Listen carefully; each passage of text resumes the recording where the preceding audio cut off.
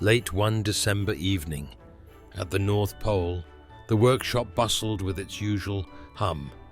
Elves hurried about painting trains, polishing teddy bear noses, and tying ribbons on shiny, new packages. But tonight, there was a hush of curiosity sweeping through the toy factory. Rumor had it that on Santa's personal wish list, written in big, bold letters, was just one word: love. In his cozy office, Santa sat at a wooden desk with a long roll of parchment. He twirled his pen between his fingers, a thoughtful look in his eyes. "All you get this year is love," he murmured, reading back the note he'd scribbled. He let out a gentle sigh. Soon, a cluster of elves peeked inside. They were curious, and maybe a little worried. What about the trains and dolls, the action figures and puzzles? Would they no longer be needed? A brave elf named Maple tugged gently at Santa's sleeve. "Santa," she began, her voice quivering slightly, "is the workshop shutting down? How will we send love to the children if we don't make toys?" Santa smiled warmly. "Oh, Maple, the workshop's not going anywhere, and we'll still make toys. But this year, I want to remind everyone, both here and all over the world, that the greatest gift we have is love. Sometimes, people forget that in all the holiday bustle." His eyes twinkled as he looked at the parchment. "Of course, delivering love might not be as simple as wrapping it up in a box," Santa continued. "But love travels in many ways. It can soar with the reindeer and sleigh. It can pass from heart to heart in a single smile. And yes, it can even be felt from afar, like a warm thought on a cold night." Maple and the other elves breathed a sigh of relief.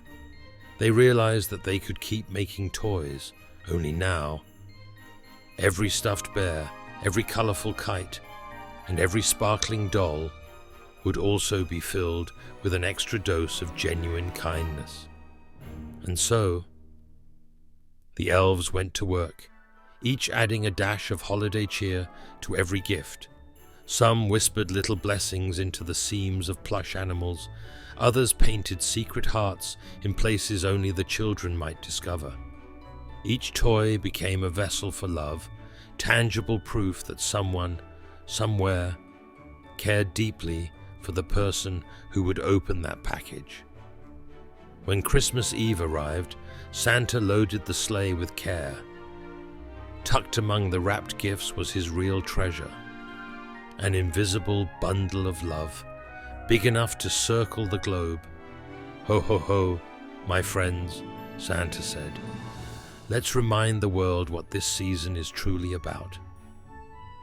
As he guided the reindeer into the starry sky, Santa could almost feel the warm glow of that love dancing around him like fireflies.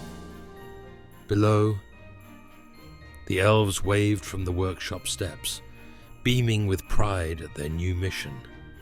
Across the world, children squealed with delight at the toys beneath their trees.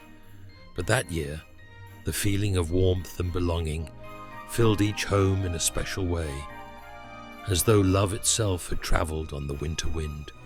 Some said they felt a tender spark in their hearts the moment they touched their new gift. Others felt it simply from waking up, seeing family and friends, and knowing they mattered. By Christmas morning, everyone at the North Pole understood. Love wasn't replacing the toys, it was the heart behind them. And somehow, with Santa's gentle reminder, that simple truth glowed a little brighter. After all, the greatest gift of the season isn't just something you can wrap up, it's something you carry inside and share all year long.